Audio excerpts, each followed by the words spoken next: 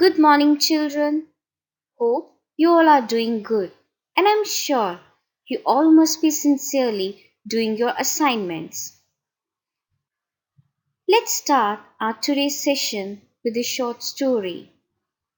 This is a story of a young girl whose name is Anandita, who lives in a small village in Rajasthan.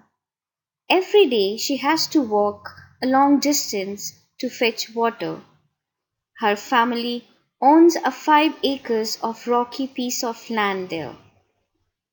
Anandita's father works very hard to grow crop on this land, but it is not enough to feed the family in the whole year. Now there is another girl whose name is Mandakini, who lives in a small village in West Bengal near the bank of small river. Her family also owns a 5 acres of land on the river bank where they grow rice and jute. They get good food production as soil is fertile, and the extra crop produced is sold in the market, and they have enough money to start their own jute factory. What difference do you see in Anandita's and Mandakini's family? Anandita and Mandakini lives in two different states of India, have differences in the quality of soil, water resources, and overall climate. Thus, availability of resources such as land, water influences human lives. So children, in today's session, we are going to discuss about such important resources like land, water, soil, natural vegetation, and wildlife resources, which is our second chapter. Land is among the most important natural resource that supports all the vegetation, wildlife, human life, and various economic activities and transport and communication, etc. Land covers only 30% of the total area of the Earth's surface, and 90% of the world population occupies only 30% of the land area. The remaining 70% of the land is either sparsely populated or there is no life on it. Have you ever thought why the distribution of population across the globe varies?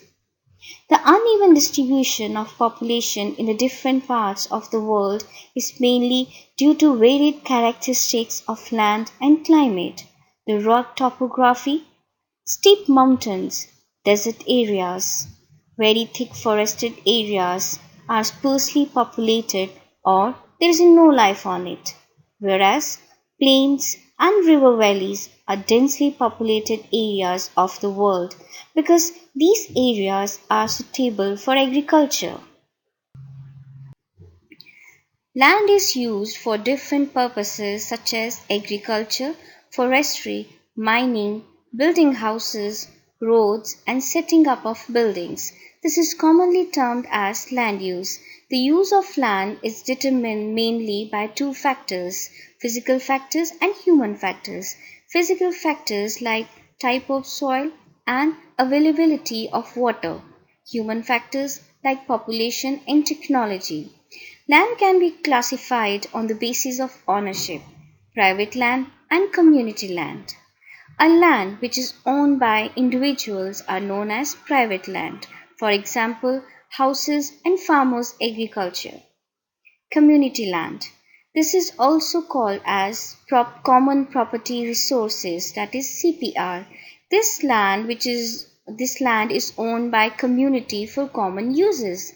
For example, public parks, grazing ground, playground, etc. The availability of land is limited, but the demand for land by the people is keep growing day by day. All of us know there was a time when we would worship land and trees, but because of our selfish needs resulting in land degradation. Have you ever given a thought to what will happen if this continue? Because of expansion of agriculture activities and construction activities, it creates great threat to the environment, and because of this we are facing many problems. like land degradation. It is a global problem largely related to agriculture use. It means loss of natural fertility of soil because of loss of nutrients. Landslides. Sliding down the slopes from mountains or hills are called a landslide. The things that come down with sliding land masses include stones, mud, etc. Landslides occurring in the steep mountainous region are more destructive. Soil erosion. It is removal of the uppermost layer of soil by water, wind, as well as human activities. Human activities include deforestation and mining. Desertification. It is the process of becoming a desert or of making an area of land into a desert. Overgrazing is one of the major reasons of desertification worldwide.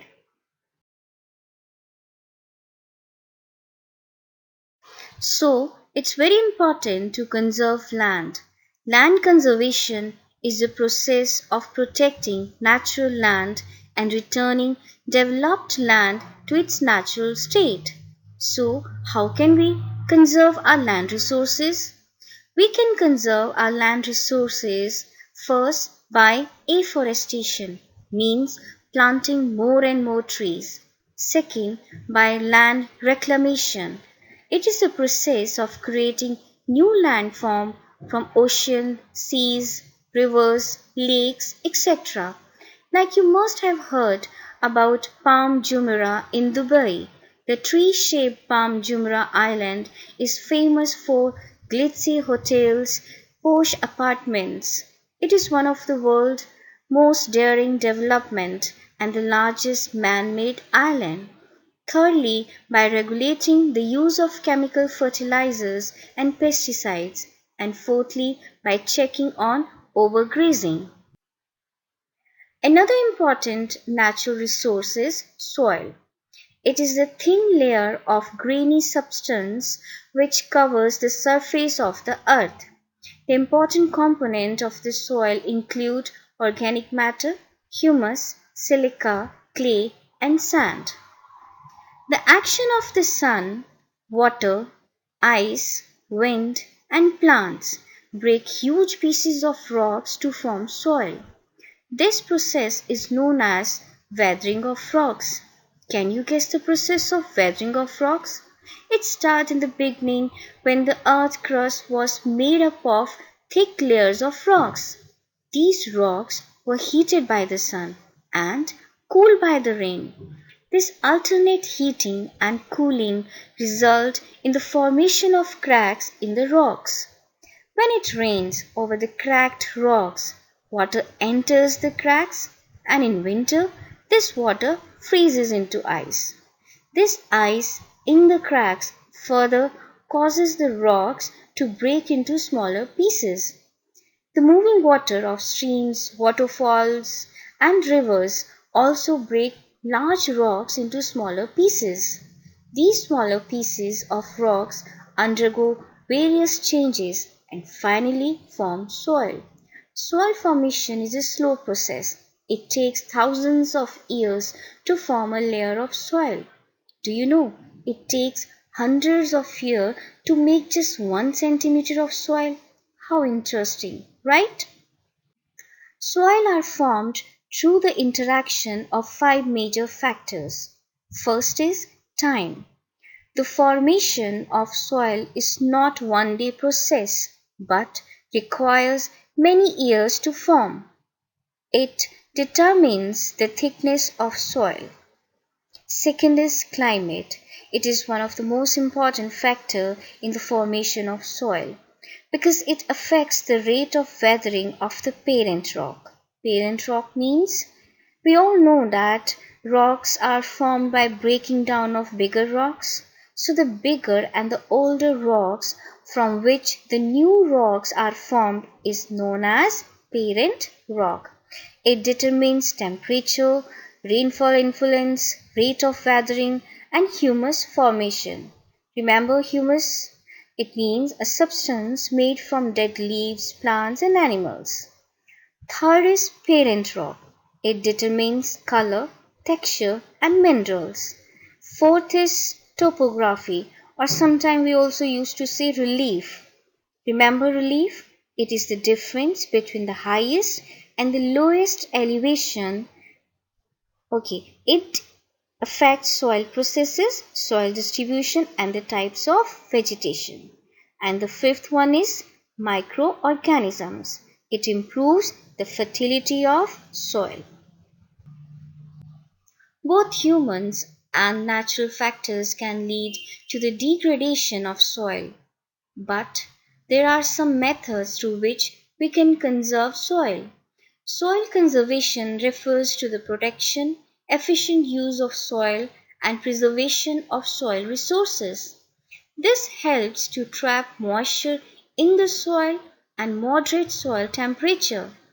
There are various ways through which we can conserve soil. First is mulching.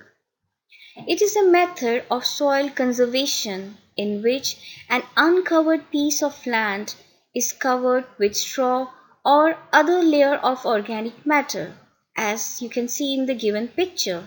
This method helps the soil to retain moisture. Contour barriers.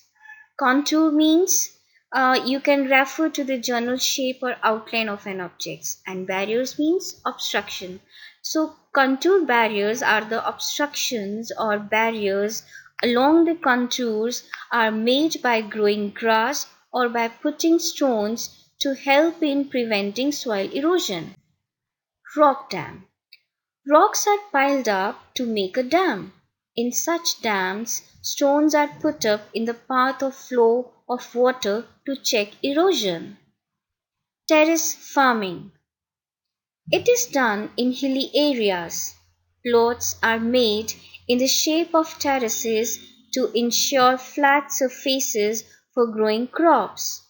Terrace farming helps in reducing surface runoff water and prevent soil erosion. Intercropping.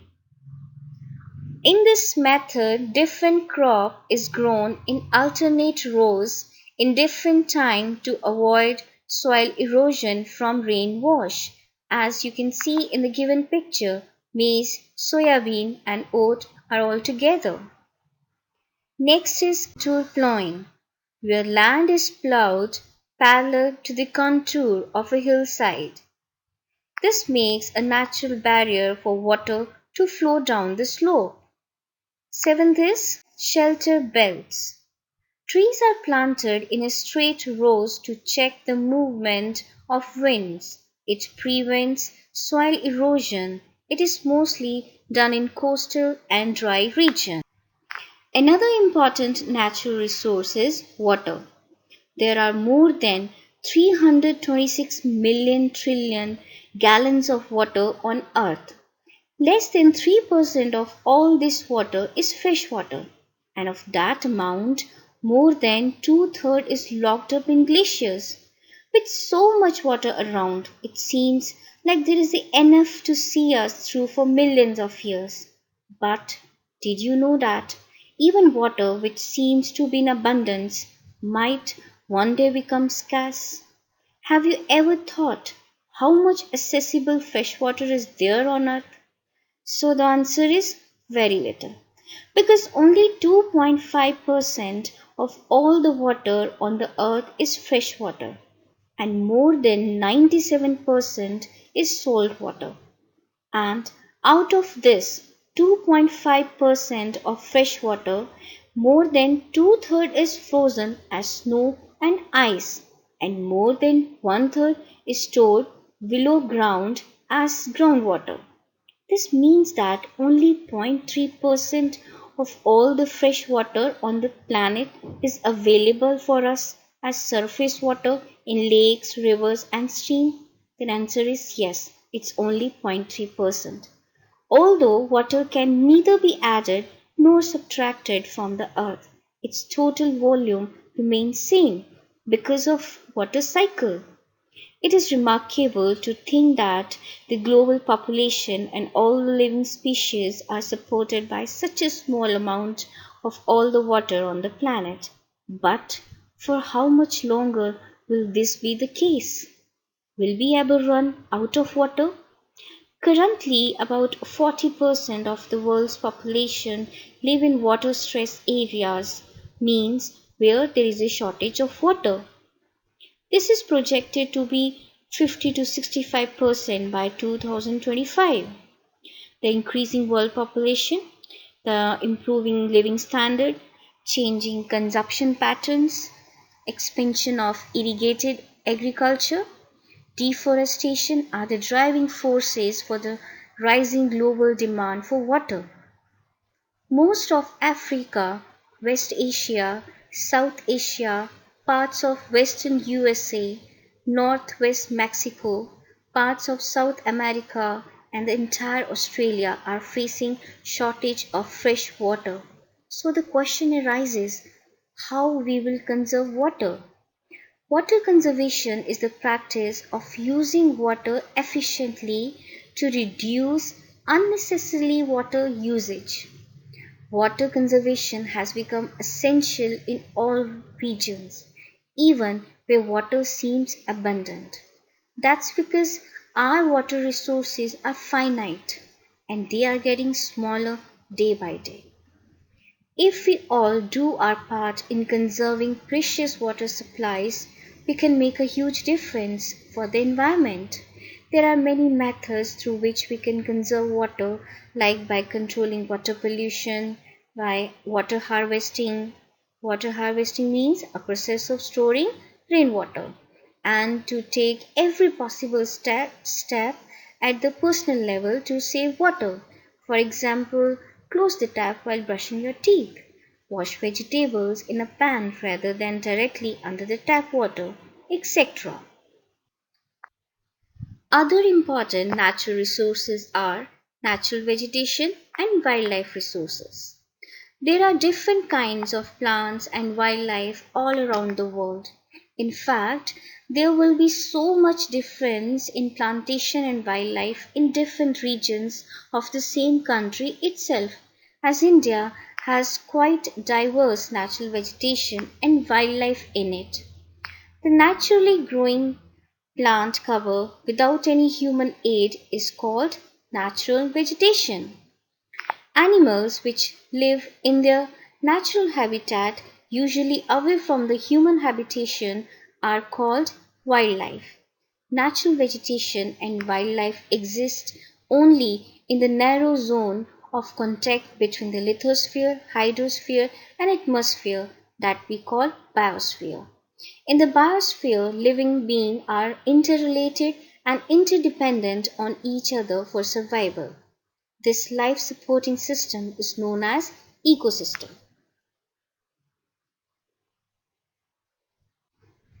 The growth of vegetation depends primarily on temperature and moisture. The major vegetation types of the world are grouped as forest, grassland, scrubs, and tundra. In areas of heavy rainfall, huge trees may thrive. The forests are thus associated with areas having abundant water supply. As the amount of moisture decreases, the size of trees and their density reduces. Short trees and grasses grow in the regions of moderate rainfall, forming the grasslands of the world. Thorny shrubs and scrubs grow in dry areas of low rainfall.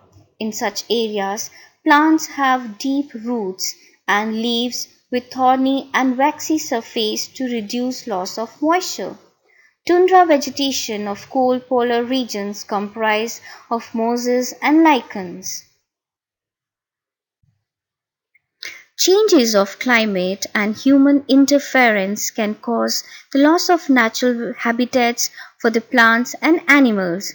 Many species have become endangered and some are on the verge of extinction. Deforestation, soil erosion, constructional activities, forest fires, tsunamis, Landslides are some of the human and natural factors which accelerate the process of extinction of these natural resources. We can conserve our natural vegetation and wildlife resources through various ways. National parks, wildlife sanctuaries, biosphere reserves are made to protect our natural vegetation and wildlife. Awareness programs like social forestry and One Mahotsav should be encouraged at the regional and community level. School children should be encouraged to birdwatch and visit nature camps so that they appreciate the habitat of varied species. Many countries have passed laws against the trade as well as the killing of birds and animals. In India, killing lions, tiger, deer, and peacocks is illegal. An international convention sites have been established that list several species of animals and birds in which trade is prohibited. It is an international agreement between the governments.